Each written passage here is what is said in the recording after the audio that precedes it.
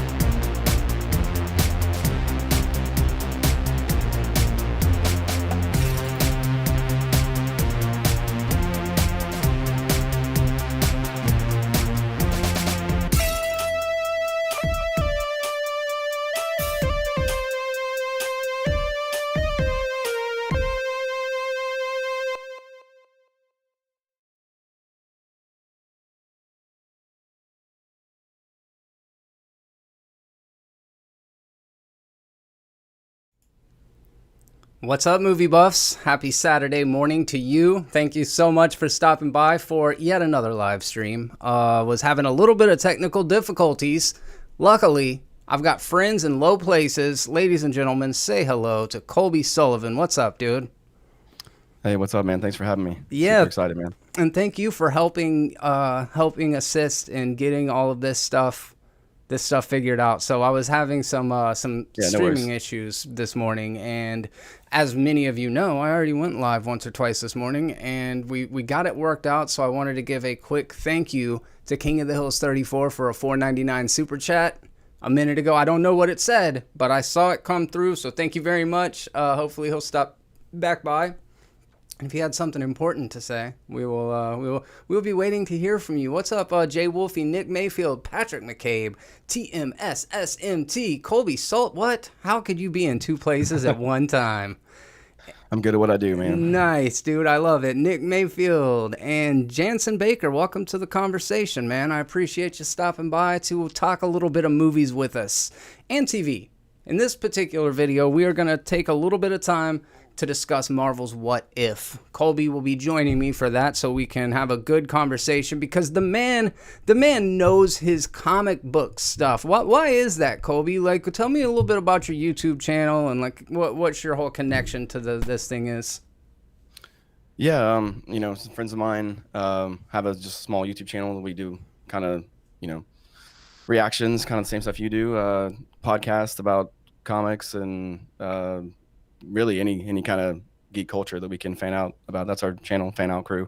Coming this fall, I'm gonna be doing some college football stuff. I know that's a little weird to be a sports guy and a movie nerd, but it's what I do, man. It's just hanging out with friends. Yeah. So are you a current comic book collector?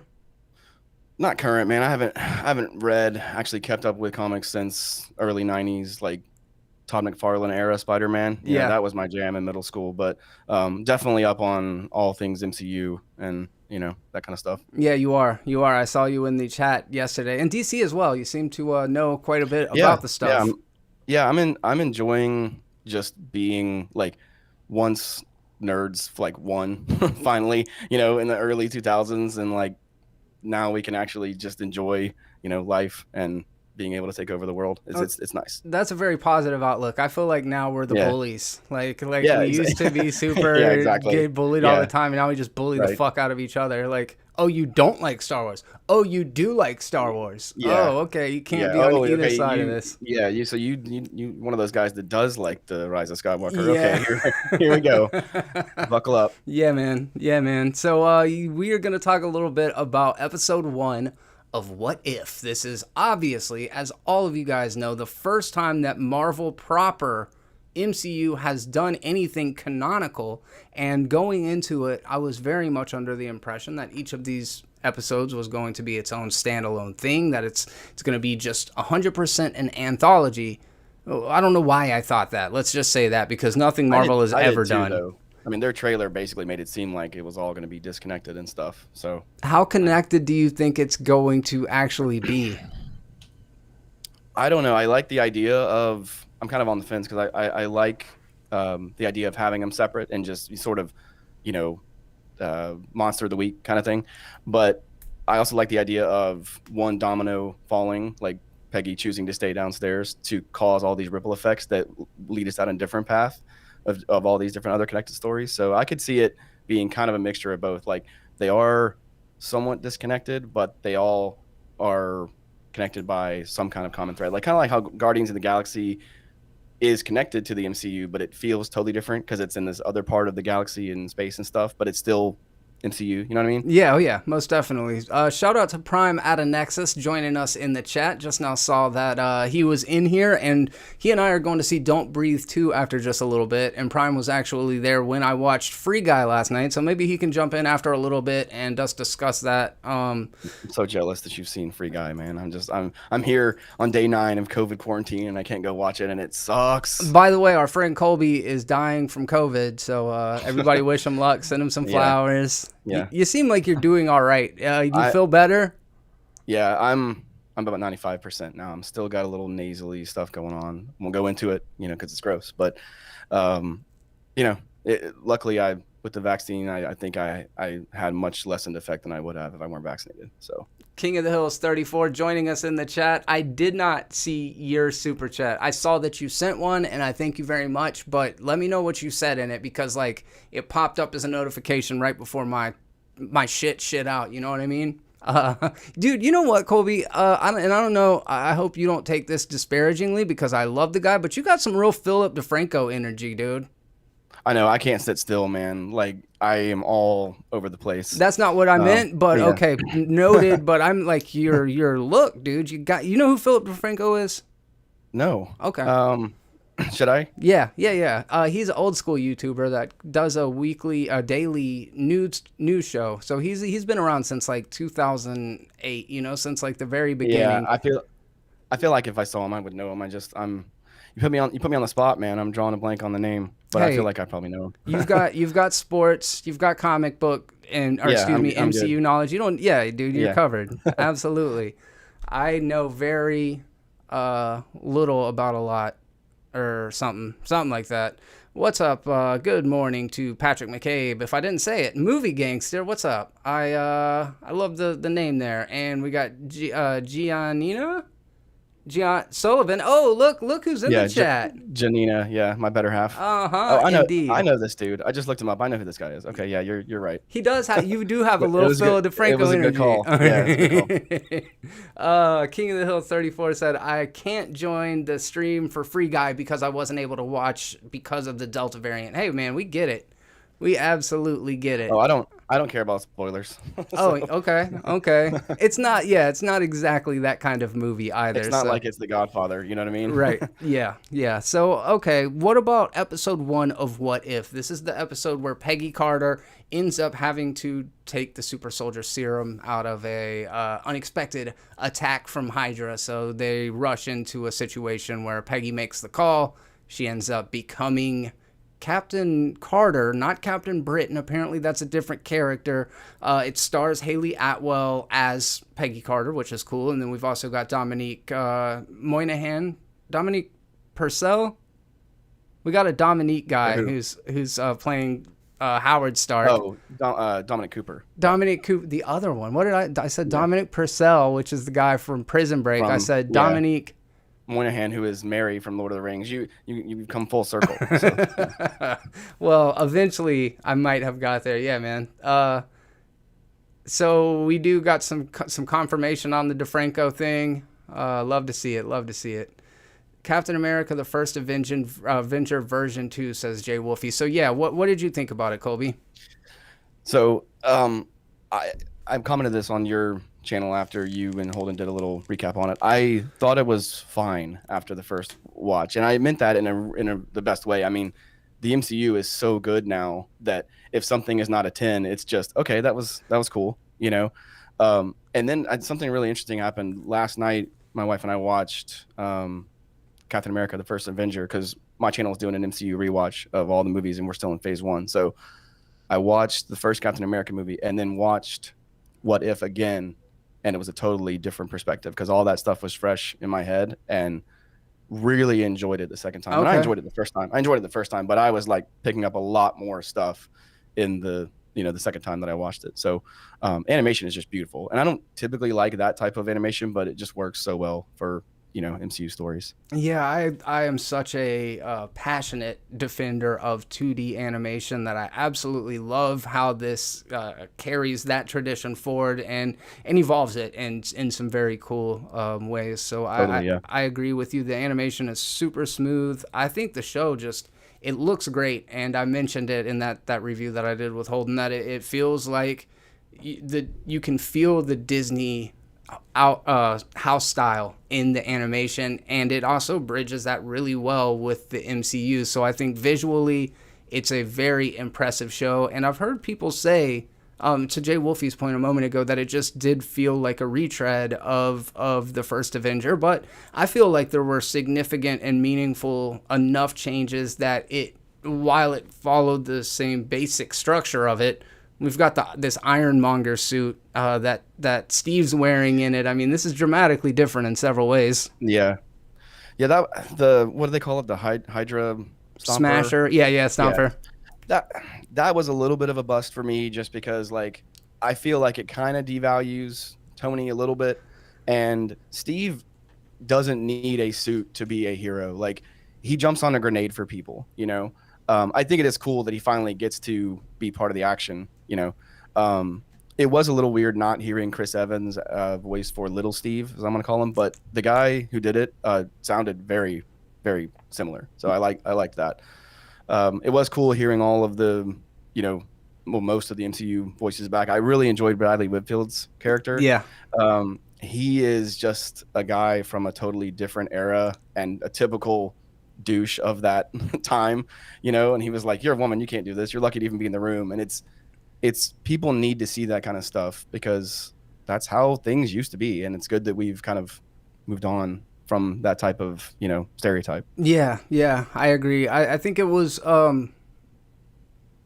cool to see this character who, in phase 1, there were multiple actors, actresses, characters that kind of got the short shrift, and I feel like Haley Atwell is just such a nice addition to the MCU. I love her, dude. Yeah, she's so amazing. Awesome. And yeah. I really like Agent Carter. I didn't realize that there was this one shot beforehand that was on one of the special features of phase 1. Do you know what that Agent Carter one shot was?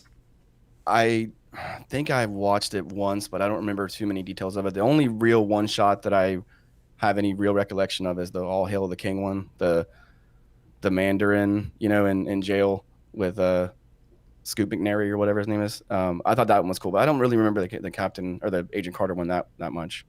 Yeah, I feel like that's all news to me. I don't think I saw the one you're talking about. I remember vaguely hearing about them, but I need to go back and watch them.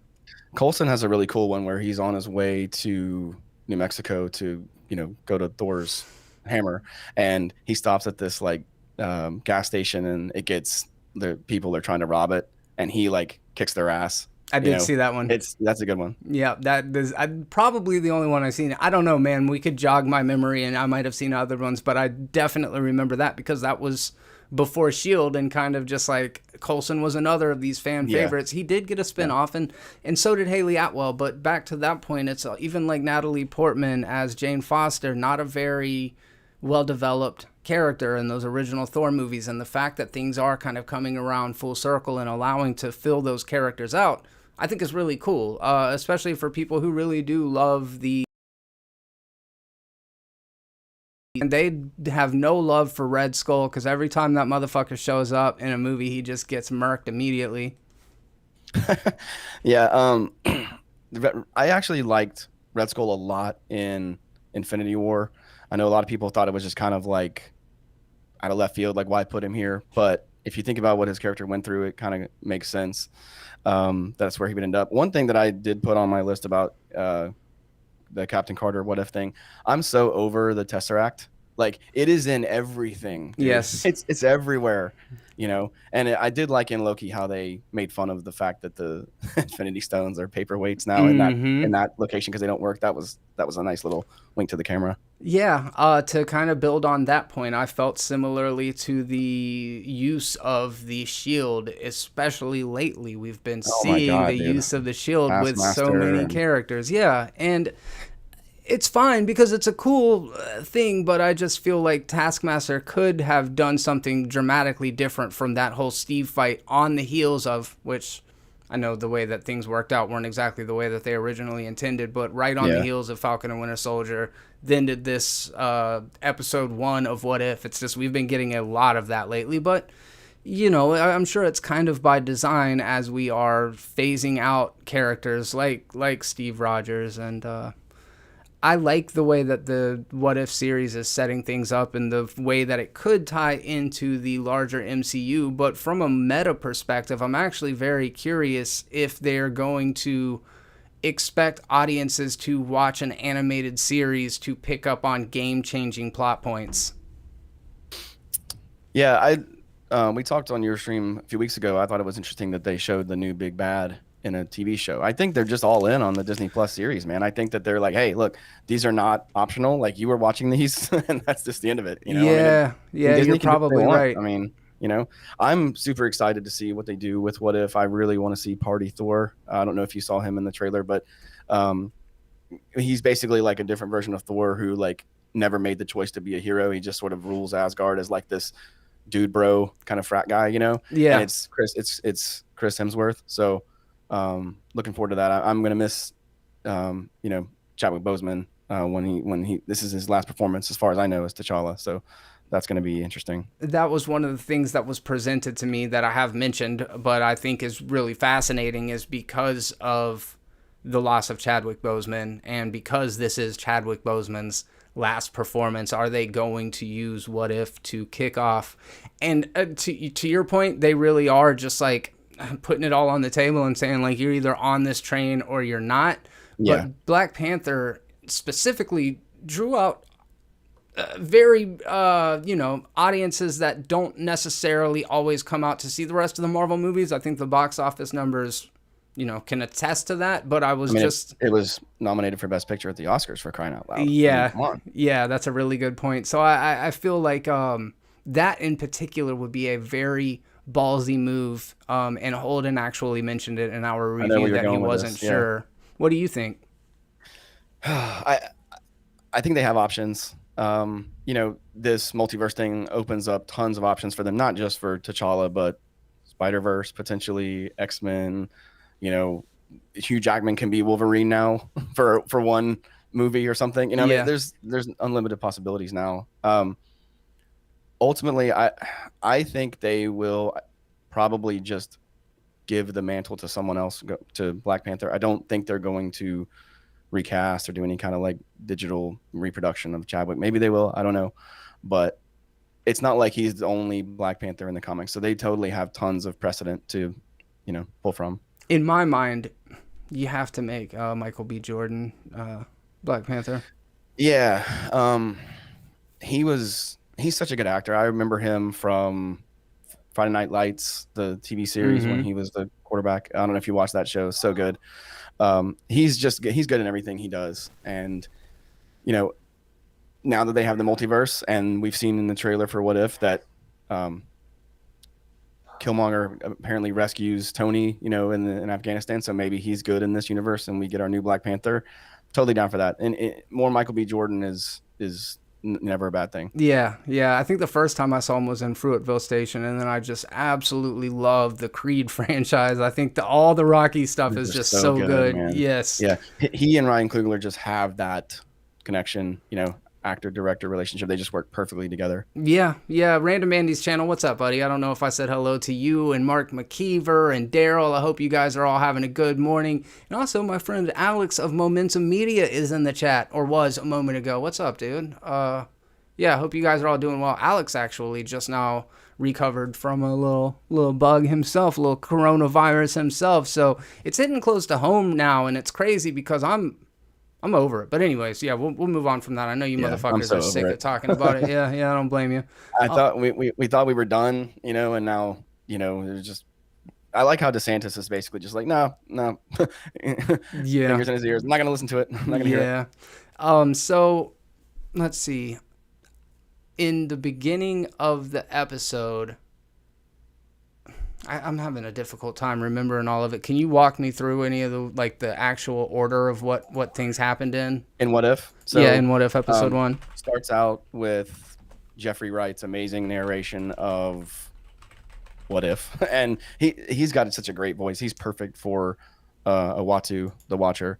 I really, really do love Jeffrey Wright, and he goes in and talks about how one decision basically changed, our future, created a new multiverse, and it shows how Peggy decides to stay down there instead of going up into the booth or whatever, and then the events kind of go from there.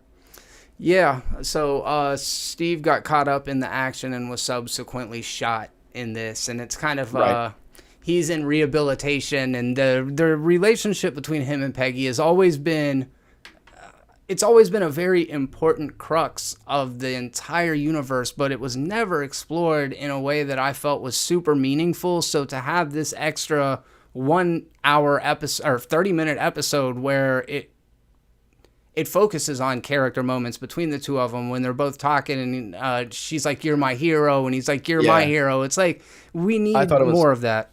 Yeah, I thought it was cool that she clearly does have feelings for him, even when he's little Steve. She's not attracted to the man Captain America. She's attracted to Steve, and it's not so much a will they, won't they thing. It's more of like a when they thing with them. Yeah. Yeah, absolutely. And that's a good point. I didn't even think about it in that context, but it does very much show the way that she's drawn to him physically once he gets the muscles and stuff. But would their relationship still have been rock solid without that? And this does kind of show that. Would you be comfortable dating a woman that much more physically imposing than you? It was funny. On my notes, I was like, I don't know who I'd pick, Captain Carter or Wonder Woman. Yeah, I mean, I don't know. I'm 6'1" and about 250, so I'm pretty imposing. So bring it on, I guess. Yeah. That's I've seen a lot of death by snoo memes, and I thought that shit was funny. Yeah, absolutely. I totally went there too. Yeah, it looks like Prime says, I wonder if we will see live action versions of the What If series in the MCU with the multiverse coming around. That's just it. I mean, I don't see why not. They can do whatever they want now. Mm-hmm. And then, as Mark said, Jeffrey Wright is playing Jim Gordon in the next Batman movie, maybe movies. That movie's never coming out. We don't have to worry about that. It's a pretty fair point. That's actually a very good possibility. He also was really good as... I'm not going to be able to think of his name right now, but from Westworld, he plays two different characters, Bernard and whatever it becomes after that. Bernard. Yeah. I liked that also season Bernard. 1 and 2. And then it kind of... Yeah. I don't know. But anyways, I thought season 3 was good, but it's like at this point, like, where do you go now? Right. Yeah. I definitely felt that even at the end of season 1, but they kept going. Well produced show. If you guys don't know what we're talking about, check out Westworld. But there's not a bad show on HBO. I mean, in my opinion, it's a pretty good point. It's for years they had such a great run, and then they lost their I don't remember his name, but their big showrunner guy. But we also get to see a bit of Howard's character in this, and to be honest with you, as far as like character stuff, I feel like I enjoyed Howard Stark the most in this episode. Yeah, I mean, he's, it's weird because I really do love Tony. He's one of my favorite characters in the MCU. RDJ is probably my favorite actor just overall. He's on my wife's 5 list. Apparently that's allowed. Okay. So yeah, I mean, I really do like Dominic Cooper. I don't really gravitate towards Howard as much as Tony, but at the same time, it's like Tony came from Howard, so you have to kind of give him that credit, Let me ask you about your statement a moment ago about the fact that you thought that the Hydra Stomper may have cheapened what Tony did. Well, I mean, without, Tony breaking out of that cave, we don't really have the MCU, you know? It's those two things can still happen. Howard could have made the Hydra Stomper and Tony could have still made the suit or whatever, but I don't think that's what we're getting because we see Killmonger save him. So this iteration of Tony that we're getting from What If is going to be completely different. I don't know how much he's going to be in it, but we'll see. That's an interesting point. So there is a ripple effect probably of Howard making that suit. Right. Yeah. Wow. Yeah. Never even considered that. Plus, I also think it devalues Steve a little bit just because I said it earlier. He doesn't need a suit to be a hero, but but what is he going to do? Go fight tentacle monster after you get shot in the back? Yeah. I just, I get it. It's for the, it's for the likes. I get it. I mean, I didn't have a problem with it. It was like, oh, they're going there already. Like, wow, okay, that totally changes things. So yeah, I think that's valid and something I didn't even think about. I guess because of the multiverse, as been said a million times, then you can really do whatever you want. And I know that as Marvel fans, I'm 100% still on board. As a person who consumes a lot of media, I do get a little bit leery about the over-reliance on Deus Ex Machinas and using time travel and multiverses as a way to reconfigure previous events and because by doing that, I don't want to even use the word cheapen, but it just means that you can't take anything that you see on screen to be permanent or to be long lasting or to continue to carry the same weight, because at any time they can be like, but actually we rewound and we fixed it and now everything's good. What do you think about that? And understanding the nature of comic books, does it bother you? So that's what I was just going to say. Coming out of Infinity War in the theater, like, we all were just in total shock. But it's like we knew they were coming back anyway. But it still didn't cheapen the fact that happened. Like, that's one thing I liked about Endgame when they went back in time and all that stuff. They didn't, like, prevent the snap from happening. Like, it happened, They just sort of not reversed it, but they kind of undid it, I guess, with Hulk and stuff. But I see what you're saying. That the stakes are, lessened a little bit when you can just literally snap your fingers and anything can happen. But I don't want it to get to that whole thing. Remember Xena on The Simpsons? The wizard did it. I don't want that. I don't want them to be like, oh, we don't need to know. It's just it's hand wavy them. I don't want that. And so far they haven't gotten to that point. No, you're right. And yeah, consistently they put out good stuff. And I've been looking forward to the What If series, and it definitely, it didn't disappoint. It delivered on what I was expecting the show to. And I have heard people say they want to, and I agree, they want to get more far out with it. But this entire series is predicated on one choice being made that splinters off this whole thing. So it's like, at its core, I think a lot of times we're going to see similarity. When we saw that section of the Tony Stark Killmonger episode, it's like they're using Iron Man to kick off that plot. So you can be sure they're going to repeat some of the beats from that movie. And that's kind of always what the What If universe has been. Yeah, it's, even though one thing changes things greatly, it's still sort of adjacent to the original. Right. TMS SMT made a good point that Bucky's most likely not going to kill Howard now, so Tony can grow up with a father figure, which is, I hadn't even considered that. And I loved the callback of Captain Carter like pulls Bucky, and he's like, "You almost tore my arm off," and I was like, "Check." Yeah. And it's nice to see that kind of stuff, like just little, winks to the camera and stuff. And we'll see. I mean, maybe he doesn't become Winter Soldier now. I was really hoping that Steve was going to become Winter Soldier, and that's kind of why the Hydra Stomper didn't quite work for me, because I didn't want them to go that direction. But at the same time, it was executed really well. I loved the like analog dials they had on the reflection, how they showed him, the view from inside. Like, that was cool. It was really cool.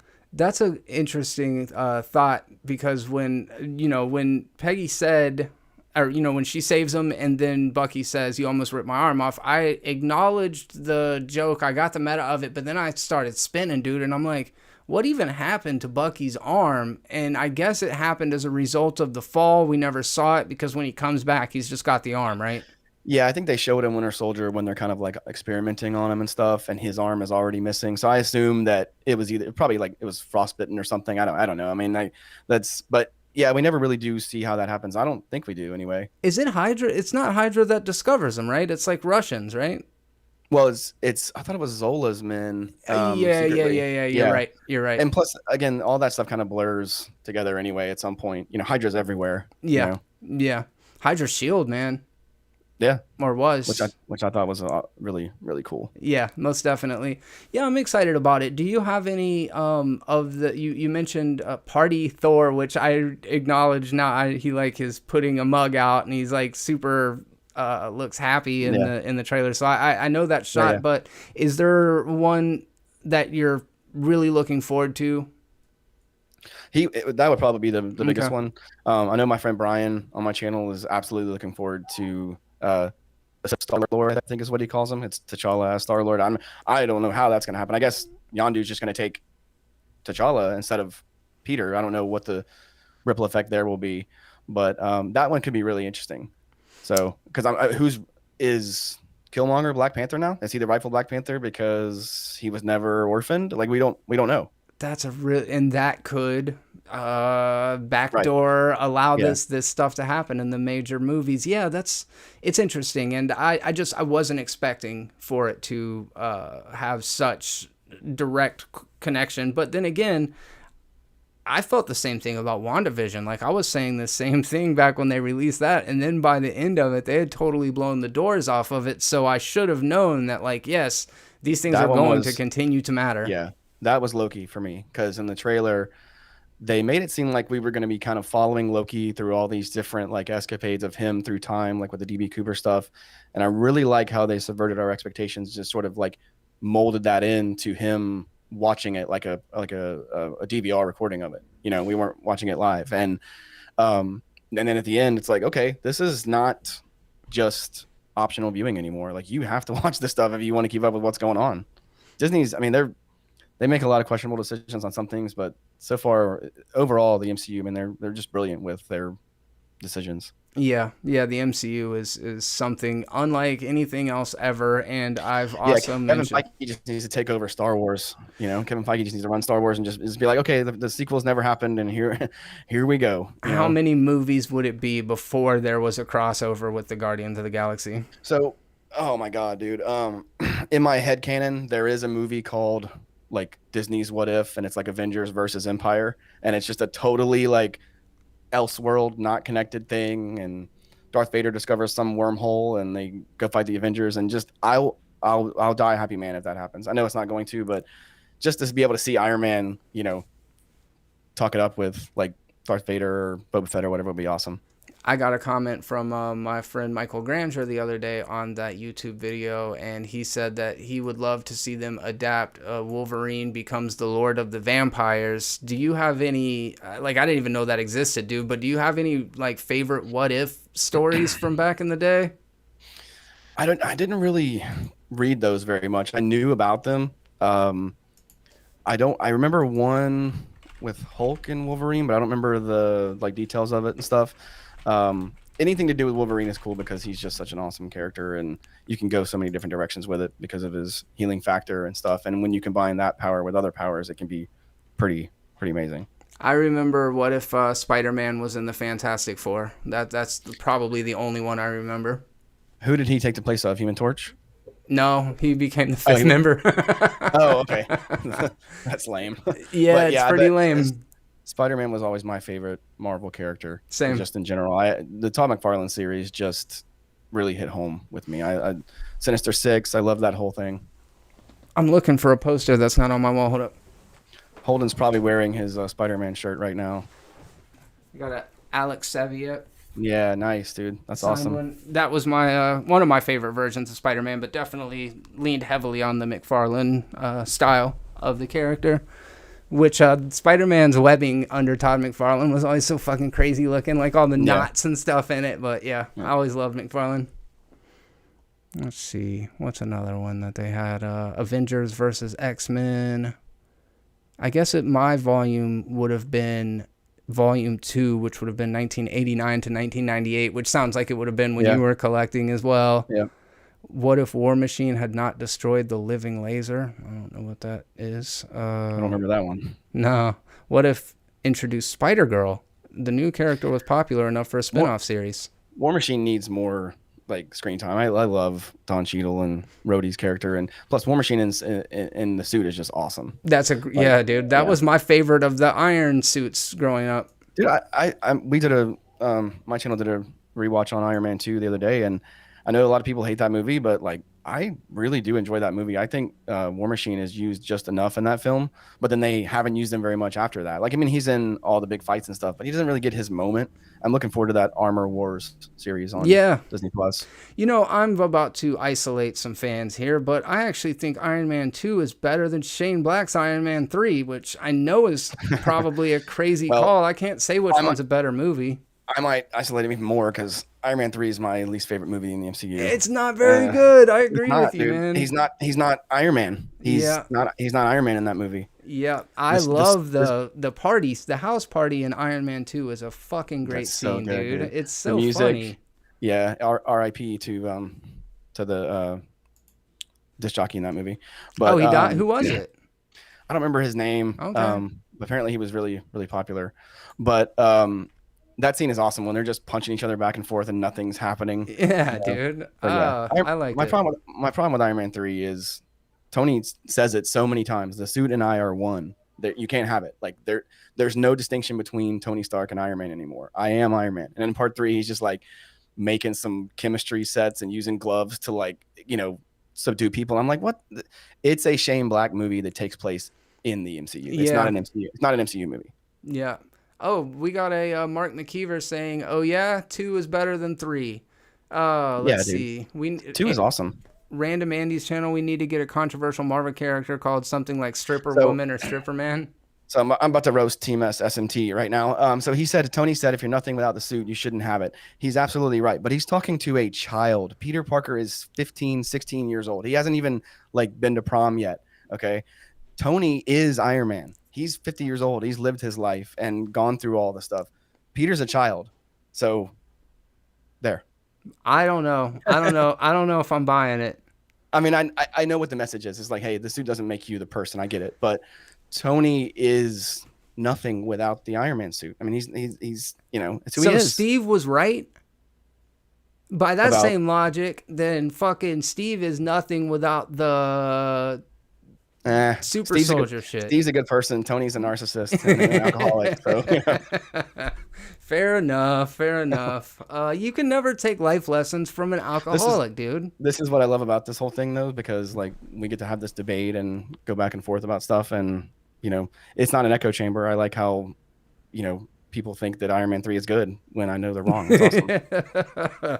Yeah, I definitely do like the dissent every once in a while. I know that there are definitely there's something to be said about positive people who are just strictly there to be enthusiastic about stuff, but I love having somebody else on the panel so that we don't just have to agree on everything. Like there's something that I enjoy about that. So hopefully you guys don't mind it. Let's see. TMS SMT doesn't like 2 or 3. That's fair. I mean, I get why people don't like 2. The problem is the villains in Phase 1 are just awful, except for Loki, and Whiplash is just a complete bust in that movie. Like Mickey Rourke himself is fine in the movie, but he's Whiplash for like 2 seconds, and the final fight is like he goes through all this stuff to take over the drones and all of that, and then blah, at the end. Yeah. Speaking of which, do you know that little kid that Iron Man saves? He has the mask on and he puts his hand up, and then, you know who that's supposed to be? Peter, right? Yeah, Kevin Feige's like, you know what? I'm powerful enough. That's Peter Parker. Sure, if that's what you guys think. Okay, great. Yeah, for sure. And Prime says Peter may be a child, but he's very powerful, and if he doesn't properly understand that, more bad things can happen. That's for sure. Absolutely. I'm not saying Tony is right. I mean, let's not forget he also gave the Edith glasses to Peter, and that was the worst decision anyone has ever made. Yes, that's a good point. 100%. That did not go over super well. Christopher Branch, Iron Man 3, Soldier Boy voice. How you doing, man? Thanks for coming by to hang out. That Mark 42 suit is legit, man. This the one Chrome that he one? can like. No, so the one in part 3 when it's like all pieces and he can like remotely control it and bring it to him. Yes. But before he's like developed the bleeding edge like nano suit stuff, that was really cool. It's kind of hit or miss with me because the gag about how that suit is really a piece of shit because it's a prototype and it's not done yet. Every time he summons it, it breaks, and it's just he ends up destroying it. I don't know, that movie just is so up and down for me. Let me ask you, do you know anything about this tentacle monster character that showed up at the end of the episode? A little bit, yeah. Are you looking at the theories about who that is, what that is, or? Yeah, that's exactly right. Like I've heard that this is what. Say it again. Shumagorath, I believe. Yeah. Okay. It's pronounced. Yeah. I mean, he's just it's the tale as old as time. It's a traditional interdimensional tentacle eyeball monster. I mean, we've seen it a million times before. So. Hey, to be fair, we just fucking saw it in Suicide Squad. Just throwing that out there. I mean, a little different, but yeah, it's definitely a very Lovecraft inspired. James Gunn's best movie, by the way. And if you've seen it on HBO Max, go to the theater and watch that movie. It deserves your support. The movie is so good. It's so crazy because in my world, and I'm sure in yours, everybody's raving about it. Everybody's seen it multiple times, and somehow it's eating shit. No, I thought it was great. Oh, okay, yeah. Yeah, it's just because, I mean, you're going to give it away basically for free with HBO Max, and, Delta variant ain't no joke, Yeah. I asked some friends to go bowling with me tomorrow, and they were like, dude, COVID. And I was like, oh, yeah. Yeah, plus people don't trust Warner Brothers. I mean, they're the ones that didn't want to release the Snyder Cut. I mean, yes. Yeah, for sure. Let's see. Daryl says, I don't like Iron Man 3. They set up the idea of a chilling villain and then dismantled him in seconds for a silly gag. That's my biggest problem with the movie, and fair or unfair, the trailer for that movie is a trailer for a different film. The trailer for that movie should win an Oscar if there is such a thing for Oscar trailers, but they set up this villain who's going to be this epic, like, Iron Man nemesis, and he's a literal punchline. I'm just like, that movie either works for you or doesn't based on the twist, and it just doesn't work for me. Here's my weird take. Favorite part of Iron Man 3 was the fake out reveal. Yeah, really enjoyed it. Again, I just really loved the Iron Man lore between him and Mandarin, and the trailer gave me that, and I was just they got me, so it'd be like that for me, dude. I remember when I saw The Last Jedi and walking out and being like, dude, that was the best fucking Star Wars movie yet. Dude, that scene where Luke Skywalker just like threw the lightsaber over his shoulder, I was like, that was so brave. That was so bold of Rian Johnson to go that direction. And then afterwards, everybody's like, I fucking hate it. And I'm like, oh, I feel like I was watching a different movie. That movie gets too much hate. It's not as bad as people say it is. It's not great Star Wars. The original trilogy is still obviously the best, but the sequels are still better than the prequels. Don't at me. I agree. The throne room scene, the one objective fucking problem that you can have. Hey, believe what you want. Yeah. Go ahead. I'm gonna get something real quick. Yeah. Like believe what you want about whether or not the Canto Bite stuff was good or that you liked the way that Luke Skywalker's character was portrayed. That's all completely subjective. But when the Red Guard's fucking red lightsaber blade disappears, that was bad. That was like objectively bad filmmaking. Nice, dude. So here's my Jango Fett helmet that I made as part of the 501st Legion. Oh yeah, so you're in the 501st as well. That's awesome. Yeah, I'm not. One second. I'm not as active as I used to be just because COVID is a whole thing. But met some really great friends in that organization. It's really cool. You can't see it on frame, but you can probably see it on your end. I got my Tusken costume over here. Yeah, I do. That's super cool. So did you do a whole Jango, or is the helmet was probably a big enough task, I imagine? No, I just did the helmet. I ain't got $5,000 to do a whole Jango, so. Christopher Branch, I'm with you, dude. I know that they're not the same monster, but he said that it's the one from Guardians too, but it's not, but definitely another tentacled monster. Let's see. Took out the cringe dialogue between Anakin and Padme. I'd say prequels are the best Star Wars by a long shot, says TMS SMT incorrectly. Yeah, so Right. I was gonna say incorrectly. So the prequels and the sequel trilogy are totally like polar opposites of each other. The prequels have a good story that is executed horribly, just horribly. The sequels have no story, but it's executed perfectly. It's like if we could just mold them together. Oh wait, we have the original trilogy. Never mind. You know, it's like Yeah. why did we make more of these? It was perfect as it was. Well, and like George said, after the release of The Force Awakens, like he was trying to do something different with the prequels and kind of evolve the storytelling and do something more politically driven and like a little more epic. Yeah. Yeah, a choice was definitely made with the Yeah. but no one, dude. Have you seen that behind the scenes stuff where they're like watching the screening after they make it, and everybody's in the theater? It's all the Lucasfilm people at Lucasfilm or the ranch, you know, Skywalker Ranch, Uh-huh. and they're just sitting there and they're just like trying to figure out what to say. And George is like, oh, maybe we went a little overboard. And then people are just like, oh yeah, you did. You know, like no one stopped him during this process. Now you want to speak up? It's a little too late, buddy. You know, Well, episode 1. Yeah. Yeah, I think I prefer the sequels too, but I didn't hate the prequels. When I saw The Phantom Menace in the theater, I spent quite a while like really enjoying that movie. It wasn't until I watched it later that I realized like, oh yeah, this is not good. I lied to myself a long time too. Yeah. Basically, I walked out of the episode 1. I was like, that was so good. On the way home, I was like, oh wait, that was horrible. Oh, it didn't take you very long. No, well, no, it honestly took me. After I saw episode 2, I was like, okay, yeah, I'm starting to see the pattern here.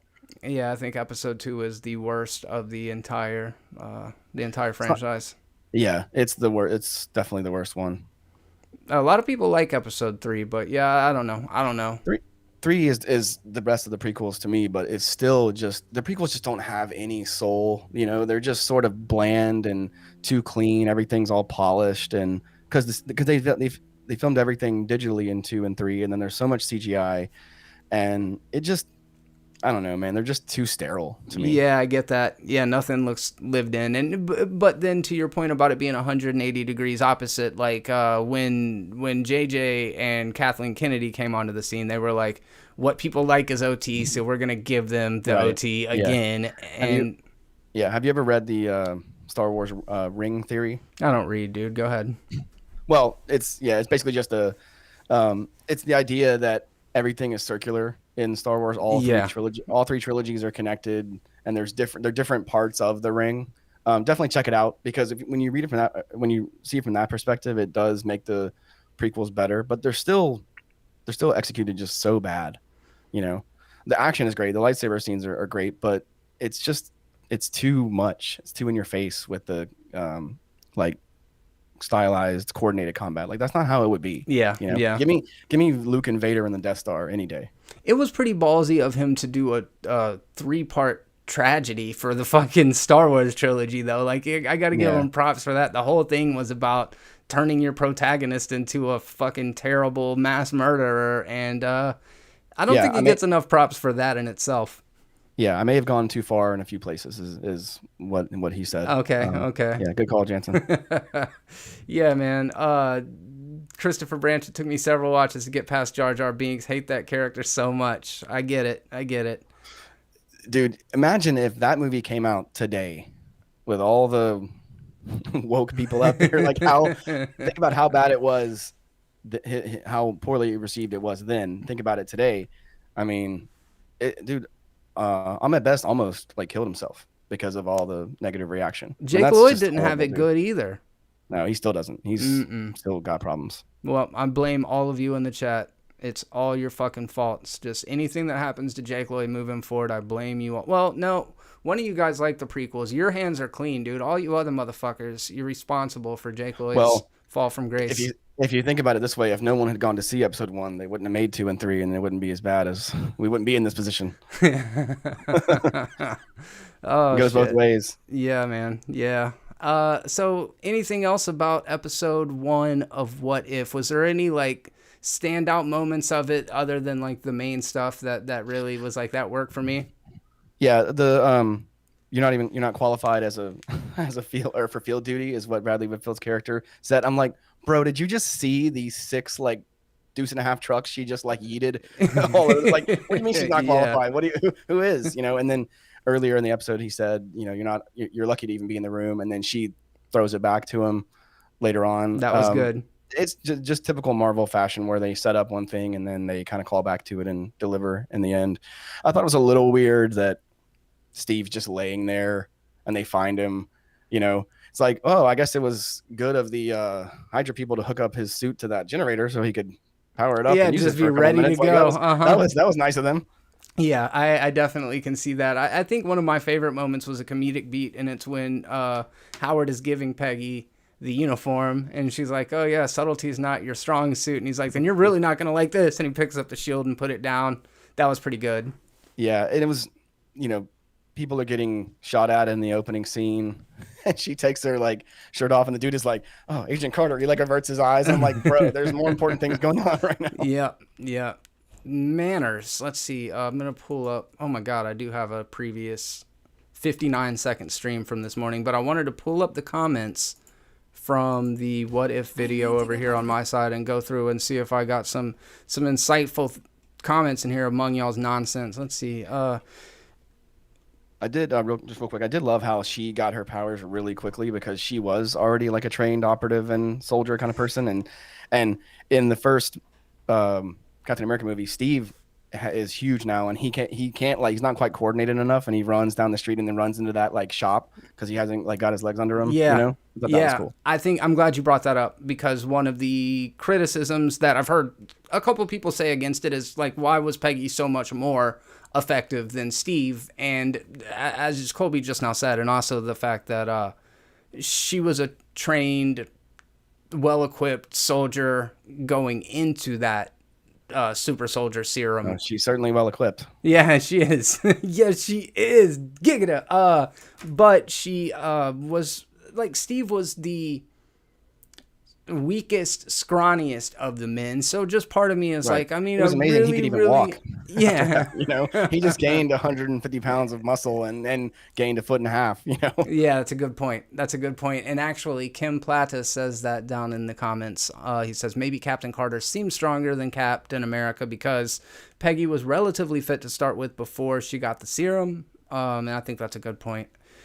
And let's see, cell shaded graphics. I really did like the use of cell shading in this. There was a game called Beautiful Joe that came out. Yeah. Do you remember that? Yeah. I feel like that was the first very well exposed example of that. You guys should check out the art style for that. It's pretty cool. I love this. Miss Leo says, you all are wrong. Marvel is just getting started. You are too attached to the past. If Marvel was an essay, this would be like the 4th paragraph or like the month of March. And I will say, destroy the past. Kill it if you have to. Yeah. Yeah, I'm here for it. I can't wait to see what they have in store. Yeah, you are. And I am too. I saw the trailer for Shang-Chi and the Eternals last night before the start of Free Guy. And I really think Shang-Chi looks awesome, and my wife really thinks the Eternals looks good out of the two of them. So we're pretty excited about checking out both of those. It's so crazy how much we're getting all at once. The Eternals is going to get nominated for Best Picture. Just you think? Calling it. Yep. Chloe Zhao, man. Yeah, but because they gave it to her last year with Nomadland. They didn't give it to her. I know what you mean. Yeah, she just got it. Did you see it? Yeah, it's not good. It's fucking so goddamn boring, dude. It's the most fucking boring shit I've ever seen in my life. And I like boring ass shit, but my God. So I'm sorry, which Oscar-winning movie are we talking about now? Yeah, that's fair. Which year? I liked The Favorite. I thought The Favorite was good. Remember The Artist? Yeah. And I mean, like, what the hell, dude? Life is Beautiful. Like, yeah, you're right. You're right. They're not normally very good. They're right. I mean, Suicide Squad won an Oscar. Black Panther won some Oscars. Lord of the Rings won all the Oscars, but normally it should have. Yeah. Normally, Did you hear they're leaving New Zealand for the Amazon series? They're going to be doing it in the UK or something now. They're not going to be doing it in New Zealand for the future seasons. No, I don't know, man. I don't know, man. Campy was talking about it yesterday, I think. Yeah, I don't know, dude. Like, I don't know. I can't picture Middle Earth without New Zealand. I mean, they could CGI everything. I guess they probably will. Like 160 fucking horses die or something terrible during the shooting of Lord of the Rings? There was a mudslide and it wiped out. Yeah, there was a mudslide and it wiped out tons of fucking animals on the set. So like, I talked to Sean Astin about his foot like issue. I mean, he almost died. Like, wait, what happened? It's one of the scenes they were filming when he runs into the water to chase after Frodo, and he like cuts up his foot. There was like a piece of glass or something in the river, and dude, they were in the middle of nowhere. Like, he was in really bad shape, and luckily they were able to like get him out of there. But the one where he's following him out into the water at the end of Fellowship, and he's like, "I'm pretty sure, leave you, Mr. Frodo." Yeah. Cool, man. And then he starts crying because he stepped on a thing and his foot's about to like fall off. Yeah. Do you have that interview up on your channel? Oh no, I just talked to him at Pensacon when he was here. Way to miss an opportunity, dude. You had a shot, Colby. I wasn't YouTubing then, so yeah. Well, if we had a time stone, we'd fucking fix that real quick. He's the coolest guy in the world. He during our like photo op with him, my friend Brian proposed to his wife during the photo op, and Sean was in on it. Like, he gave him the ring like around the chain and everything to present to her, and she had no idea. Dude, it was an awesome moment. Yeah, that is awesome. No doubt. So let's see. We've got Caleb Bandy says he wasn't laying in the room. He was chained to a spot in the room laying there. They didn't just throw him on the ground with zero security. They chained him to the floor. Yeah, because chaining people to the floor next to their power suit is what people do. They would have killed him, right? There was no reason to keep him alive. They wouldn't have even wasted their serum on him. They're like, he's too scrawny. He won't take. Yes, that is definitely more to the Hydra MO. Then let's just like leave him here. Justin Watterson says, here's an idea at the end of Black Panther. Michael B. Jordan's character stated that he was dying. The Black Panther said he could have the technology to fix them. He said, no, just let him die and be buried in the sea. They do not have to follow that. Let's just say Black Panther took pity on him and let him live a life of peace. Well, now that Black Panther trailer dies, what Michael B. Jordan's character takes up the mantle of Black Panther as the redeeming path. Yeah, that's honestly almost exactly what I would like to see. I would love to see Michael B. Jordan take up the mantle and have that moment of redemption, because if Marvel has shown us one thing, is that nobody's too bad to be redeemed. Yeah, I kind of prefer they go the multiverse route than that. Rather, it's like, hey, I know I told you to bury me at sea like my ancestors, but yoink, Yeah, too bad. Yeah. I think that's a fair point. I actually agree with you as well. Like, the main takeaway for me is let's let Michael B. Jordan be Black Panther. That's what I'm trying to say. I mentioned Michael Granger said, I would lose my mind if they did my favorite What If comic. What if Wolverine was Lord of the Vampires? I gotta find that. That sounds interesting to me. Yeah, is that like a Morpheus thing? Like, I don't know. Yeah, I don't know what the Lord of the Vampires are. Morbius. Yeah. It has to somehow tie into that. I feel like, or the Blade universe, which I know they crossed over a lot. But yeah, it was the Blade. It was the Morbius, the Living Vampire 1990s series that got me into Morbius, and I probably collected, 24 of the episodes or the issues, and I really liked it. I'm very curious to see how they are going to bring vampires into the MCU, but at the same time, they've brought talking trees and shit into the MCU, so like, what can't they do, Yeah.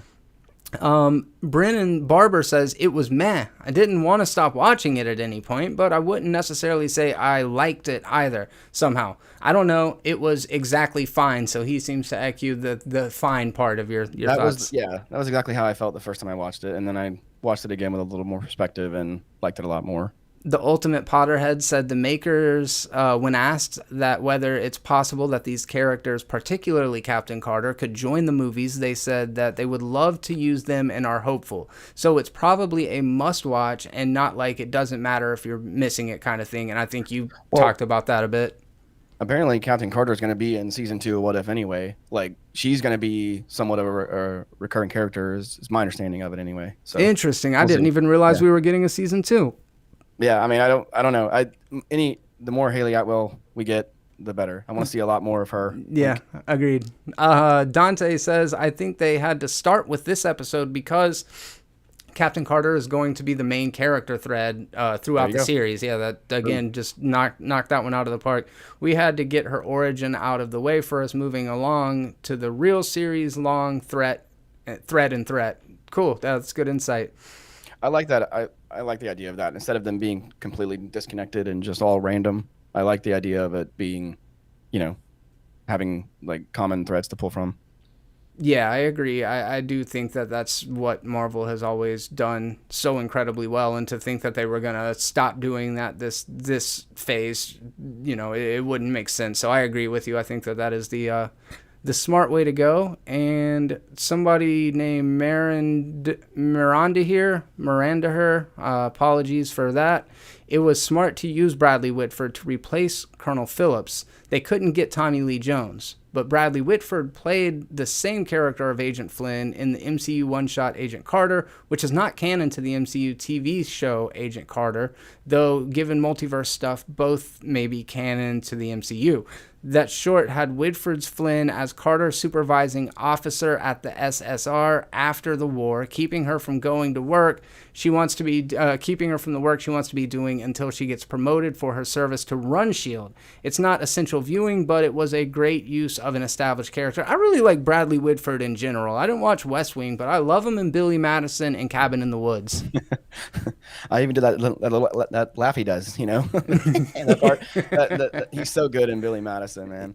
Did you see that guy's balls? They were weird looking. They were weird looking, yeah. Yeah, he's so good in that. He's in isn't he in the Revenge of the Nerds sequel? He's like the main foil in that movie, I think. Is that right? I don't know that I've seen it. I don't know that I've seen Revenge of the Nerds sequel. Nice. The editor didn't even see it. Don't worry about it.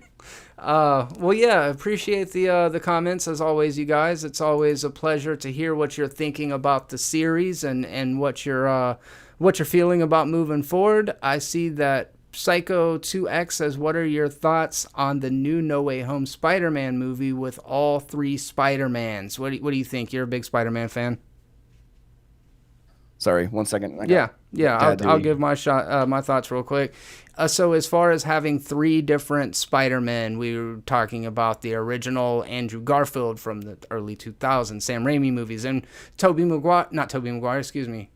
I said that backwards. Tobey Maguire from the original, Andrew Garfield from the Amazing 2 movies, and now Tom Holland, and supposedly they're all going to be worked into the next Spider-Man movie. I don't know how much of this is like confirmed versus how much of it is rumors, but it's going to be exciting to see different versions of this character who have been beloved by a couple generations at this point. I mean, we're talking about almost 20 years between the first one and the third. Granted, that's a lot of freaking Spider-Man movies in the span of 15 years, like a lot, but I think that Tom Holland is the closest version of the character that I've really been enthusiastic about. So I really think that seeing the way that they visualize where Tobey Maguire's Spider-Man is at in this stage in his life versus where we're seeing Andrew Garfield at this phase in his life, and how all of those things come together. Is this going to be after the death of Gwen Stacy? Did Gwen Stacy die in this universe? Is Mary Jane and Peter going to have some... Is Peter Parker going to have killed Mary Jane with radioactive spider jizz? Who knows? You know what I mean? That was a good time to come back. Sorry, I had to be a dad there for a second. Bring it on. I'm here for it, man. The Spider-Verse is really just groundbreaking. I loved that movie. And, in my opinion, Tobey Maguire is a good Peter Parker, but a bad Spider-Man. And Andrew Garfield is the opposite. He's a jock version of Peter Parker somehow, who's actually a good Spider-Man. And Tom Holland is the perfect blend of both of them. I think he's the best we've seen. So I'm here for it, man. I want to see whatever they can come up with. Doc Ock is in it. Electro's in it. I just don't want it to be too much. We saw what happened with the original Spider-Man 3. I don't want the same thing to happen here. I fully trust Marvel at this point, even though this is a Sony thing. Kevin Feige's like ready to pick up the phone, like, hey, don't fuck this up for me. Yeah. Yeah. Does the Spider-Man 3 project pop off like it does without the success of Into the Spider-Verse, or do you think the train was headed this way regardless? Yeah, they were going that way anyway. It's not like Into the Spider-Verse it's not like that was the first time we've seen that. There's been other iterations of it. So, the Legends crossover, but they had to have been in production around the same time. Yeah, I just mean that like a multiverse thing is not the first time we've seen Spider-Verse is not the first time we've seen the multiverse, you know. So I think they were going this direction anyway. What is the first example of the multiverse? All the time. Oh, I'm not talking about Spider-Man. I'm talking about just in general. It's not like, you know, Sony. I'm saying it's not like Sony invented the multiverse. Yeah, you know? agreed. They were going that way anyway. Have always thought it was such a far out concept for general audiences to get on board with. But then I think that Into the Spider-Verse proved otherwise. It's not a very difficult concept to wrap your head around, but to make it a little bit more existential or philosophical, are two different variants the same character, right? Okay, so talking about Loki now. Yeah, but in context of anything, like Peggy Carter in the main 616 timeline, like the main MCU timeline, is that Peggy Carter the same character as Captain Carter? No, not at all. Character. No, are they the same person? Same is a strong word, man. You know, that's what I'm interested in, dude. Yeah. Like, do they share? We're getting real down the rabbit hole now, man. Yeah.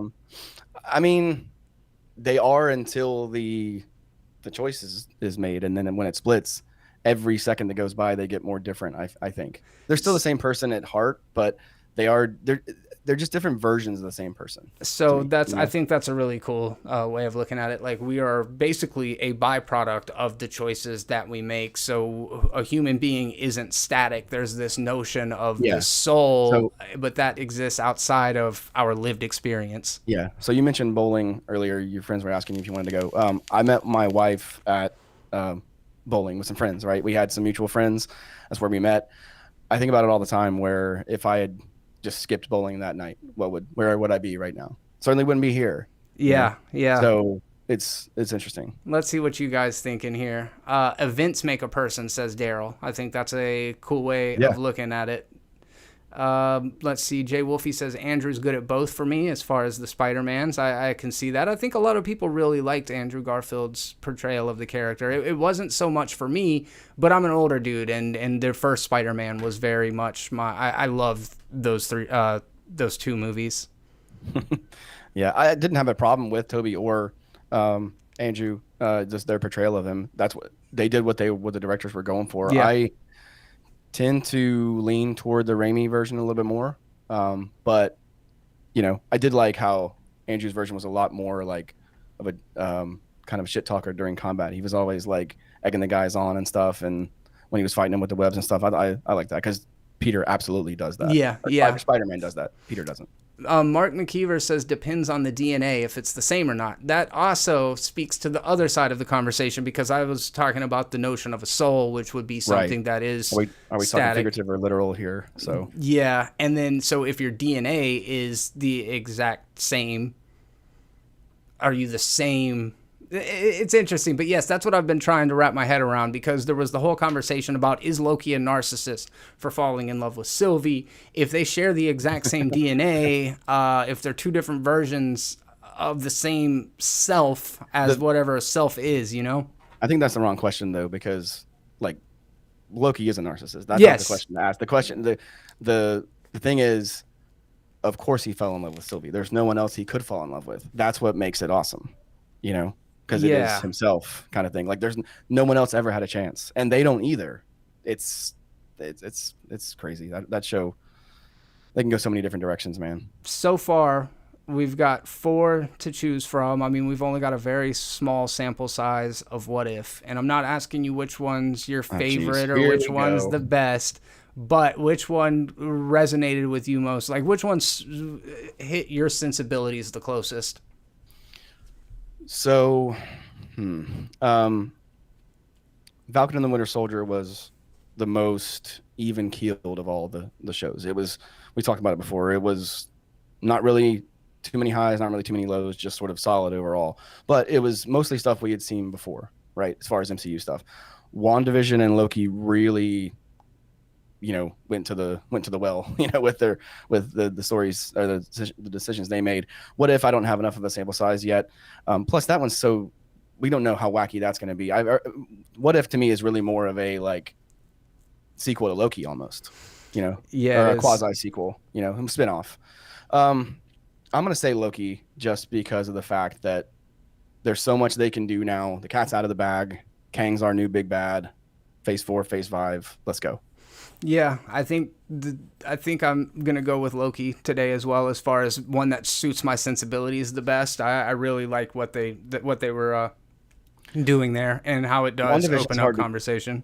The first 2 episodes of WandaVision are kind of hard to get through because it's like, just is Monty Python, get on with it the whole time. I'm just like, get on with it, When I say hard to get through, I don't mean like they're not good. It's just, you have an idea of what's coming and you just want to get there.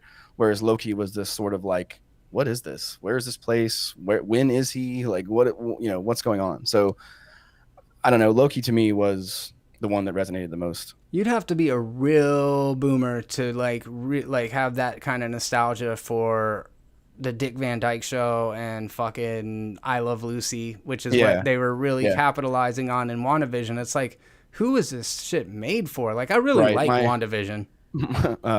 My wife asked her parents if they watched it, and they were like, yeah, we watched the first 2 episodes and didn't know what the hell was going on, so we turned it off. And I was like, I mean, that's makes sense, Jansen said we were in Phase 4 now, and I was like, yeah, I mean, I know we're in Phase 4. I just meant that he's going to be Kang is going to be the big bad of this phase, and probably Phase 5 too, which I think I'm super looking forward to that.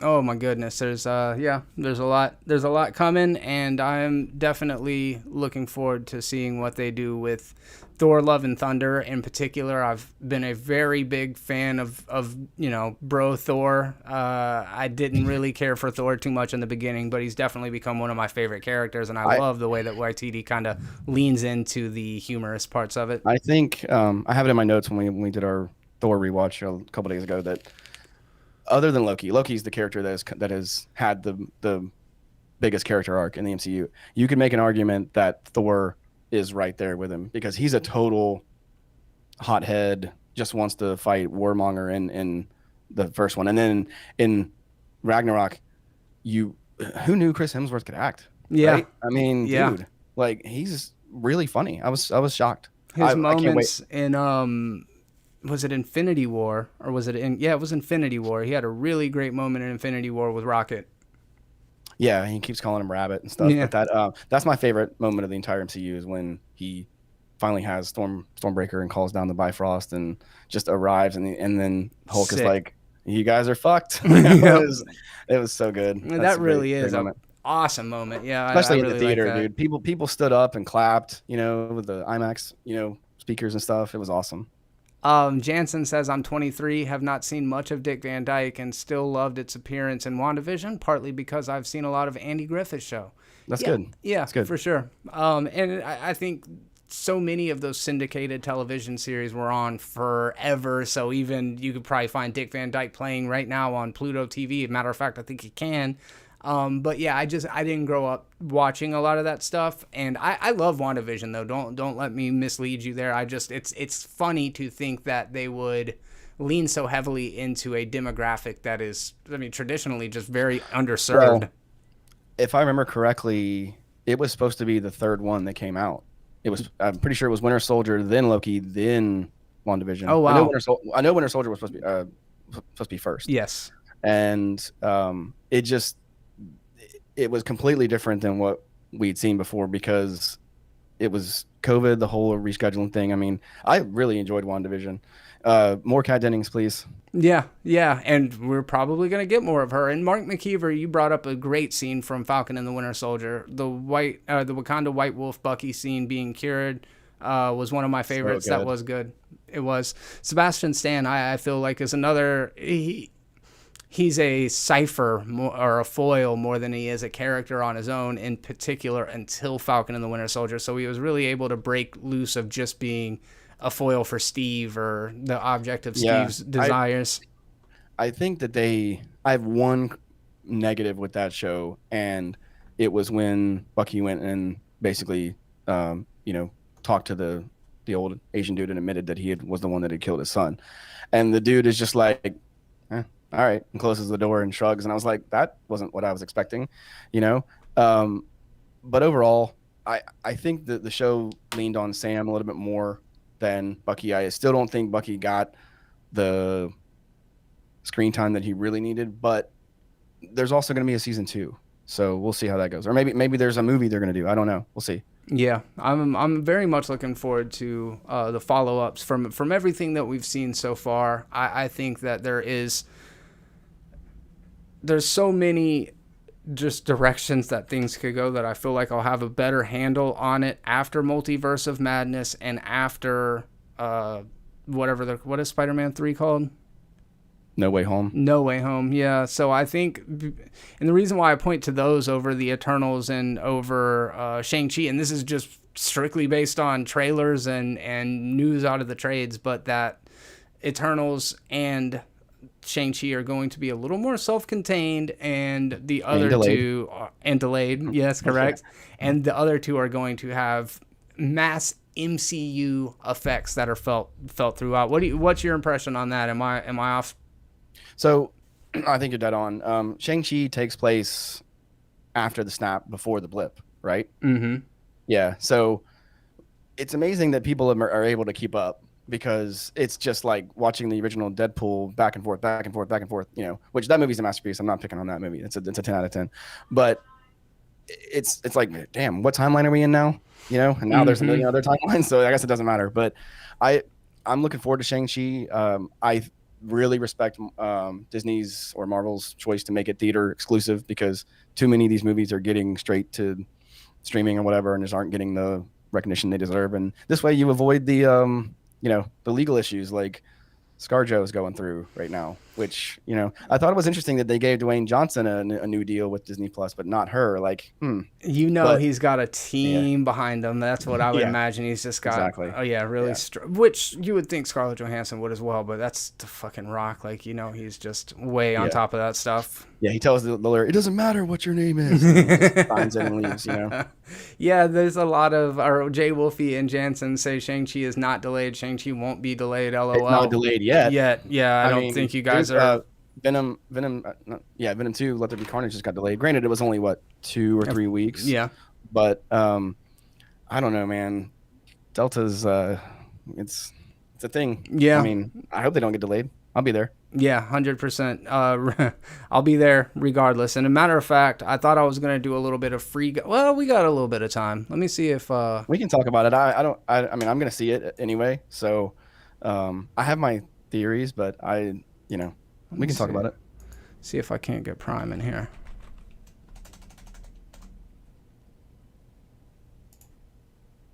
And... he saw it with me last night. He and my wife and his wife. And I think everybody enjoyed it. I think my wife probably enjoyed it the least. But she ended up liking it more and more as she thought about it. But at first she was just kind of like, I don't know. But she's out of, the group of people that went, she's probably the least familiar with gaming and the different kind of tropes in it. Yeah, while you're looking at that, Campy is adamant this is not a video game movie. Like, he goes out of his way to tell people, this is not a video game movie. After seeing it, is it? Yeah. Yeah, he says it's not, because it's not based on a video game. And I'm like, all right, whatever. It's still a video game movie to me. Yeah, I mean, that becomes a argument of semantics. Like, it is a movie that takes place inside a fucking video game. How could that not be a video game movie? Yeah, it's like, so you're saying that Ready Player One's not a video game movie? It takes place in a video game. That's bizarre. That's bizarre. His argument is that it's not based on a game like Mortal Kombat or Street Fighter or whatever, but whatever. And that's the delineation that has to be made, is it's not based on a video game. When you're Campia, you can get away with that kind of stuff. Yeah, so. He loves linguistic gymnastics. He's just always trying to turn fucking language around on us. I love that guy, by the way. I'm not shitting on him, but he is a awesome. King of taking his own case and then just making it sound right, no matter how fucking wonky it is. He's made a living on saying that Man of Steel is the best superhero movie ever made, and he's wrong. But I mean, Yeah, a lot of people would say other, like, people really think that movie's brilliant. And the last time I saw it, I kind of got it a little bit more, but I think it's the difference between execution and intent, almost like you said about George Lucas. Like, there's a lot of cool ideas in Man of Steel. I just don't think it necessarily nailed it. There's a lot of cool ideas, but having a 20,000-year-old spaceship with a reflection of your dad who's like, hey, I hope I built a suit for you, I hope it fits. Yeah, that definitely wasn't one of the good ideas they had. I hate that movie, dude. Do you?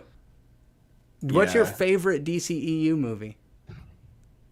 Okay, so my favorite or best, because there's a difference. Yeah, there is definitely a difference. Let's go with your favorite. Shazam. Really? Easily. Just because it's totally different than the traditional, why'd you say that name, DCEU crap, you know? So what are you going to say is the best? Oh, Suicide Squad. Like, done. Like, not even... the Suicide Squad. No, the 2016 one. Get the fuck out of here. Oh, okay. You're fucking with me. I was like, dude, come on. I've talked to people who say the first Suicide Squad's better. I'm like, what movie did you watch? Because you definitely... Caleb said that shit. He's out of his fucking mind. Yeah, I mean, he's contrarian, though. Yeah, he is. That's who he is. Yeah, he is. He's a damn maniac, dude. He don't want to be told shit. That's the same way I am, I think. Hey, let me switch windows real quick. Can you all hear me? Oh, yeah. All right. Colby, Prime, Colby. What's up, man? Colby, nice to meet you. You too. How are you doing this morning, sir? Doing well. Got ready. I'm excited. Showered, change, ready for our little date here in a little bit. Yeah, dude. I'm dragging Prime to the movies 2 or 3 times a week. Ladies and gentlemen, and mostly gentlemen, like 99.8% sure gentlemen. This is Prime. You may recognize him from the My Friend Watches series over on Holden Hardman's YouTube channel. And Jay Wolfie says, "What's up?" Psycho Times 2 said, "Primey." Oh man. Christopher Branch hates the Man of Steel as well, and Mark McKeever says, "Finally, we get a professional around here." So don't let him down, Prime. Oh boy, here we go. All you terrible people. So, dude, talk to me. We saw Free Guy last night, and you thought it was good. Thanks for coming, man. Talk to you later. Ryan Reynolds, right? Kind of, you know what you're kind of getting into at this point when it's Ryan Reynolds has anything to do with anything, right? It goes with Detective Pikachu, Deadpool. Oh gosh, I'm not going to list all those movies, but yeah. So you know what you're getting into. It's what I expected, but I enjoyed that expectation as well, if that makes any sense. Yeah. Oh, absolutely. I just now did realize nobody is who they say they are with our name tags at the bottom of the page, but... Yeah, I'm going to start talking about the weather in Denver soon and then how I hate everything. Suck it up, people. Just look. I will reintroduce you to everybody. That's Alex over there on the far left, Caleb in the middle, and I'm Jeremy still. Damn it. Yeah. So I agree with you, Prime. I feel like both of us walked out. I think all of us walked out pretty positive on it. I think it was counter programming to what's going on in the world right now, right? Like, this was a fun, escapist movie that, while it didn't ignore timely things, like, this movie is very current and very of the now, which is cool, but it also just like seemed more out to just have a good time with the audience than it did to, like, you know, not even push some sort of agenda, but to say anything really substantial. I felt like walking out of it, there are a bunch of things I could criticize the movie about, but then I just feel like I'd kind of be being a curmudgeon. Glenn, what do you think? Like, do you feel like it was technically pretty well pulled off? What were some of your favorite technical elements? Well, I don't know what the word curmudgeon means, but like grumpy. Yeah, it's like an old boomer word for grumpy, dude. You know what it means. All right, got it. I'll learn it. Well, Colby kind of mentioned it earlier too about people not calling this a video game movie where it is, and it's like referencing Ready Player One, whereas Ready Player One is like the gaming in the future, right? Granted, it also came from a book, but this one was very much nowadays. What gaming is going on with nowadays. besides the introduction of actual artificial intelligence into the game, and the NPCs learning off that. So I kind of like that it wasn't just, and I don't think any of the previews gave that away when I first saw them and we first went to see it. I was really wondering what the story was going to be, because I was like, okay, he's an NPC. I see he's kind of figuring stuff out and realizing this all around him. But it did take a turn that I wasn't expecting, where it dealt with corporations and stealing from, that what's that, their data information and stuff like that. Yeah, taking other people's code essentially, and so I guess I should set it up. I'm assuming most of you saw it. We're going to talk to you as if we have. So if you don't want to know anything about the plot of this movie, I don't know, add this to your favorites list, or you could just check back in a couple days. The video will be here, but from here on, we are talking to you as if you've seen it, and it is a movie that starts off almost similar to Groundhog's Day. There's this repetition of Ryan Reynolds kind of waking up, starting his daily routine, going about his life, and of course the NPC is it's a representation. It's a symbolic representation of all of us. We all are so married and locked into these routines that the movie's just kind of about like breaking up that monotony and being in a moment, being present, and just kind of like taking things as they are. And like that simple little upbeat message, just like it fucking resonated with me right now. So I really like that. But so Ryan Reynolds is this NPC character. And then in the real world, there are these two devs. It's a girl and then Steve from Stranger Things. I think his name is Joe Kearney, and her name is, I don't know it right now, but she was very good in this movie. But they are two software developers that worked for this larger game developer, and they created the software or the code that allowed the game to be reskinned by a larger, more wealthy investor who owns this big gaming studio. So indie game got stolen by a bigger corporation. The two leads, they worked in artificial intelligence into the NPCs, because it's fucking hard to explain. But the entire original premise was basically just to create the Oasis, right, Prime? I mean, isn't that kind of what it was? It was very similar on that aspect. But yeah, they had their very tropical, very utopian kind of setting, and their original plan was, which I think was cool, how they referenced it with the,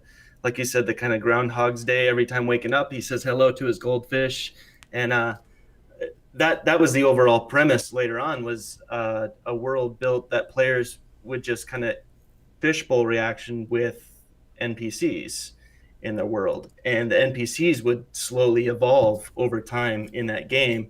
And then, of course, like you mentioned, the big corporation tsunami, I think it was, came in. Yeah. Whatever happened between them ended up taking the code, but wasn't supposed to use it, but use that as the underlying ground framework for his big open world freaking battle royale, essentially. Yeah, what would you say as far as I know we talked a little about it, but as far as like game aesthetics, when you're watching this, what did it remind you of playing? Grand Theft Auto Online is the first thing that just kind of keeps going, mixed with a little bit of maybe a COD as well. Just kind of getting in there, because you got missions and stuff and you're interacting with other players online, but then you're also having little missions with NPCs inside those servers. So yeah, that is there a lot of like, I haven't seen it yet, so I don't care about spoilers and stuff. It's not okay. it's not gonna win any Oscars, so I'm fine with that. Is it basically just like references the movie like Ready Player One is, or are there like reasons for, like, the trailer made it seem like there was a lot of Fortnite stuff in there too, or is it basically just? Yeah, there was a lot of video game references and Easter eggs. A big one is they actually got big time streamers from Twitch and YouTube. Like they had Jacksepticeye, they had Ninja, they had Pokimane, nice. All these little characters, and they were reacting like they were actually watching this video game take place in the events that were happening within it. So That's when you know you've made it as a Twitch streamer, when you get to like be part of a movie that, like you're playing yourself as a Twitch streamer. It was crazy to see those people on an IMAX screen. It was fucking surreal, which was very cool. Like, what just happened? Like, mixing Hollywood with YouTube. Yeah, for sure. And because they were being themselves, it wasn't like terrible. If they were actually acting more, but they're basically just reacting, so it worked out pretty good. But yeah, Fortnite, definitely. They do the Fortnite dances at multiple times in it, or they'll come flying in on a hang glider so it has that very, like you said, Prime Battle Royale. I think PUBG is a little bit like that. I'm not sure about all of the games, but yeah, it's definitely got that aesthetic. Very colorful and bold and bright, and I thought the production design of this movie was gorgeous. But directly to your point, Colby, I don't think it was references the movie. There are a couple of things I think me and Prime are going to keep in our pocket as far as like big what the fuck moments towards the end of the movie. There's no reason to reveal. There's some stuff, I don't know what it is, but I've heard there's some really cool stuff at the end. There is just surprising stuff, but it didn't do what Space Jam recently did. Does it rhyme with Pulverine? It might. But yeah, so I thought the humor worked pretty good. Prime, did you think that it was able to strike that balance between being like a good action movie and a good comedy? Oh yeah, well, so when you walk in, this is what we kind of talked about earlier, was the balance of, you're probably going to have people that just have no idea about NPCs or video games or stuff like that just walk in to see a Ryan Reynolds film and are like, what the heck? I have no idea what's going on. And I think the movie does it well enough. Granted, I have some background in understanding it, but I think the movie does well enough to explain what's going on, because they have to literally tell Guy's character himself what he is and explain it to him. Yeah. But yeah, as to the fact of the comedic route, I thought there were just some perfectly timed stuff. I didn't feel like anything dragged on too terribly long in any parts, except for right at the end where we were talking, like we thought they were going to be hit by cars. You know what part I'm talking about? I don't know if I mean, we are doing a spoiler type review, but yeah, we'll just keep on to those couple of little things that actually matter, but for the most part it's fine. I don't think any of it really merits a spoiler warning so much, except for those 2 or 3 different things in it. But as somebody who's a gamer, Prime, I know that there were elements that we probably picked on that Victoria wouldn't. And there was this, like, Colby, if you look outside of the main action at almost any time in the movie, there's some crazy shit going right outside of the center of the frame, and one of those moments is a guy just repeatedly running into a wall and then kind of up the wall and resetting. So like, he's glitching, there's a glitch in the game, and there's a lot of like visual gags like that. One of my favorite parts is when Ryan Reynolds is trying to get that barista to make him a cappuccino instead of the regular sugar and 2 creams. Yes. And Officer Randy, I think is his name, says, somebody's about to get shot. And then the fucking tank turns its gun into the diner and then just kind of goes back. Yeah, like you said, that's all in the background. That's not even foreground. It's focused on Guy, and in the background you're seeing all this stuff happen in the tank slowly turning as the tension builds of him trying to order a cappuccino outside of what everyone else orders. So it sounds like it's very rewatchable, because there's so much stuff going on that you can't see it all in one viewing. Yeah, I guarantee we missed some stuff. It is it's tailor-made to our generation and people younger than us, because it is just so constantly busy with imagery and switching between different framing devices and through perspectives, and like, it does a really good job about mixing it up, even though we are stuck in this one cityscape. It might as well all be one block. It's very hard to differentiate. But Prime, you talked a little bit about that last night. You feel like it like utilized the space pretty well? Yes, where I talked about my I get movie claustrophobia. If something is in a setting for too long or through the entire thing, I kind of get bored with it, because I want to see more stuff. And this does it. I mean, they go to different parts of the city. They even go outside the city to that little safe house area. And then the whole thing is trying to get to that place beyond the screen. So there's always like the driving through. So yeah, where they used an entire city platform, I feel like we went all over it. Yeah. There's definitely elements of, as I mentioned, Groundhog's Day, maybe The Matrix, The Truman Show. Like there are definitely elements in this story that have maybe been borrowed, but then recontextualized to where it all makes sense within this, very specific premise. But Colby, were you picking up any of that stuff out of the Free Guy trailer? Like, what was your impression compared to what you're hearing about it? Yeah, I mean, it seems like it's going to have all the same stuff from Ready Player One and maybe a little upload. I don't know if you've seen that on Amazon. That's really good. Yes. So, because when you mentioned they were trying to get somewhere, and I'm like, that sounds a lot like upload, which I'm here for that. Is and Taika is basically the villain, more or less, right? He's the antagonist of the movie, okay. yeah, and he's is he like in it a lot, or is he like Suicide Squad in it? Because you know what I mean? Yeah. Prime, what do you think, man? He's not like Suicide Squad where he's just like, barely any line, just kind of a memory happening. He's towards the end. He's very much front runner. Yeah. I love him. That's why I'm curious. Did he direct it too? No, it was actually Sean Levy, who I believe directed 50-50. Okay. He's a great filmmaker, and I thought he did this really well. But yeah, I'm glad you brought up Taika Waititi because he's just such a fucking presence, dude. You watch Collider and AMC. Did you ever see him on Ladies Night, Colby? Yeah. That's why I first saw him. That's where I first heard about him. He single-handedly saved Thor in the MCU. Yeah. So I'm eternally grateful for him. He can do no wrong as far as I'm concerned. If you guys that are in the chat right now, all 8 of you crazy kids, if you haven't seen Ladies, just open another YouTube browser, type in Ladies Night Taika Waititi. It's like a 5-minute video. He's just crazy. You know what I mean? Like he's a fucking wild man. He's like the rock star director that somehow is working for Disney, and it's all seems to be going pretty well right now, except for the whole like Rita Ora, Tessa Thompson picture that was circulating around a couple weeks ago. I haven't heard about that. Oh, dude, it looked like he was getting busy with both of them. I'm like, God damn, Taika Waititi, you got good taste, Valkyrie? Bro. And Rita Ora, dude. Just both gorgeous freaking women. Taika Waititi.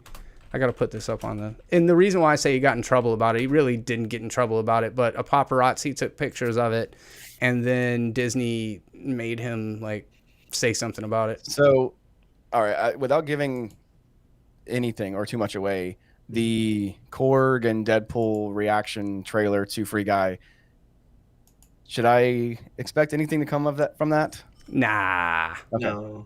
No. I don't think so. I haven't seen that though. But you haven't seen it? Oh my God, it's hilarious, dude. They're sitting there on the couch and Korg's like, "Hey, it's Korg. We're gonna watch this movie," and then Ryan Reynolds is like, "I get half a penny of you for this bullshit," and he's in the Deadpool costume. You need to watch that. It's so funny, dude. Yeah, you would love it, Prime. It super good promotion, and it is just interesting to see how Marvel is able to, or Disney in particular, is able to just weave so many worlds together. In a way that Mark says Taika is a walking cartoon. That's a perfect explanation. Yeah, that's perfect. He's a walking cartoon. Yeah, dude. Dude, Tessa wants to get at it right there, dude. Look at that. Oh wow, yeah. I did see this, but yeah, there. Addresses 3-way kiss with Rita Ora and Tessa Thompson. Let's turn it into a fucking tabloid YouTube channel for a second. He's addressed the photos of his 3-way kiss. The Oscar-winning filmmaker 45 said in a recent interview of the viral pictures didn't bother him because he did nothing wrong. No doubt about it, man. I think in the world of internet, everything goes away pretty quick. Also, is it that big a deal? No, not really. I was doing nothing wrong. It's fine. Yeah, man. He's the one sitting there getting kissed, so Yeah, he didn't do anything wrong. He did everything right. I love how three dudes are like, "Yeah, man, good pull," Yeah. Yeah, no joke. And now he's my hero. Get out of the way, Stan Lee. I want Taika Waititi cameos in every Marvel movie. Oh, did I lose you guys? Oh shit, 0 people in the chat. What happened? No, we got you still. Oh, no. Kid, yeah. What else? Free Guy. the antagonist is Taika Waititi. He's funny in it. The relationship between those two developers, I think, is kind of the emotional core of the movie, and I felt like they had good chemistry. A kind of sideways. Sorry, yeah, they did. Now I'll come back to that, but before I forget this, too, Channing Tatum. Oh yeah, he's in the movie, and he's in a few Where the hell parts. has he been, dude? I'm glad to see he's getting some work again, man. Because I love him, dude. He's awesome. Yeah, I do too. But it's such a weird role because he's like this big game character, and then you see him for a couple parts, but I almost forget he was even in there because it's just so. You guys saw This Is the End, right? Several years ago. His part in that movie is so funny. It's really funny in this movie, and if Prime didn't bring it up, I wouldn't have even thought about it. But he's almost like the character from Hitman, I would say. Like maybe, I mean, it's not him, but he kind of has the same vibe as that guy. And very tricked out, leveled up character. And when I first saw him, I was like, that guy looks like Channing Tatum, but it doesn't even make a thing about it. And then he shows up like at the beginning of the third act, maybe the very end of the second act, and he's in it for 10 minutes. But yeah, Colby, what you said, it's like, I forgot about Channing Tatum, not even just in this movie, but just in general. I forgot about Channing Tatum, and he was fucking huge for, after Magic Mike and in the X-Men. Remember, it was him. He was everywhere. Remember Sam Worthington? Remember him? No. So he was in Clash of the Titans and Avatar. Yeah, dude, he was in everything for like 2 years. He was like what Kevin Hart is now. Yeah, and I know that Channing Tatum was not in the X-Men movies, but he was attached to the Gambit project. He wanted to finance it and get that thing off the ground forever, so he never did actually make it happen. But yeah, he kind of fell off at some point. I don't know what's up with that, but it was enjoyable to see him in it. There's a couple of other, just surprising moments where I found myself really enjoying that. But I did like the two lead characters. I think Joe Kearney is just he's a bright spot, I think, right now. Like, I really liked him in that movie Spree, which I don't think anybody's seen, but he's a Lyft driver that goes on a murder spree to get views. He's like a streamer. It's insane, but it was really good. Give me ideas, man. All right. Yeah, I'm an Uber guy anyway. I think they do an absolute great job too with reminding you that you're watching a movie that deals inside a video game overall. And so they do it so well that it doesn't jerk you each time, but it kind of like pulls you back, and it's like, oh yeah, these are people playing on a computer, on a PC or something. And because you'll see like the characters doing something, and then they'll just come back out and it'll be like me just sitting here going, they really utilized reactions really well. I think that's a good point, like that being a big element of the game. The actress's name is Jodie Comer, and I've never seen her in anything before, but I ended up liking her. Millie or whatever. Yeah, the actress's or the character's name was Lily, and she's the actress from Killing Eve, and I've heard really good things about that show, but I don't know much about her. I should probably get going here soon. I got a little bit. It's 1:45, right? I thought it was 1:15. Oh fuck! About to shut it down. Let's see. Anything else we want to touch on before we wrap this up? Colby, you got any questions about it that you want to bring up? No, I'm super looking forward to seeing it. I think you guys, didn't really go into any spoilers at all. So yeah, I wanted to try to steer clear. Was good. That was good. I love Ryan Reynolds. It's 1:30, so we still got a little bit. Okay. Yeah, let's see. Final thoughts on Free Guy. I didn't rate What If. I just don't even feel like that's possible yet. There's not enough of it yet. Yeah. But as far as Free Guy goes, it is a high recommend for me. I would say 3.5. Maybe a 4 out of 5. I really had a good time with it.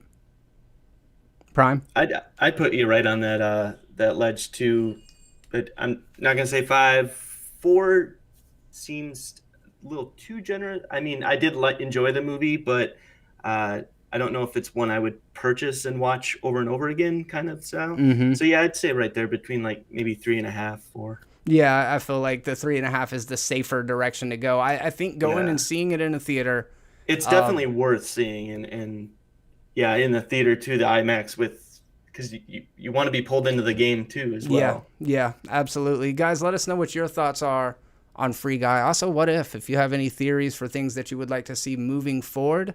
Let's see. Jay Wolfie said 4 out of 5 for Free Guy. Also, real quick, Mark McKeever, was the showing that you went to crowded? I would say we were probably at 85% occupancy. Yeah, I think that's a safe bet. There was a lot of seats were taken. Yes, and but there were some spaces. Yeah. So I feel like here in Pensacola and in the greater Florida area, like roping off certain seats that you can't sit in, or is it fully open? Yeah, it's wide open now, and I think we probably saw 2 people in masks. So yeah, because we always buy our tickets separate, and he just sends me what seats he got, and so I just look and I pick right next to him because I'm like, I'm gonna bother you the whole movie kind of thing.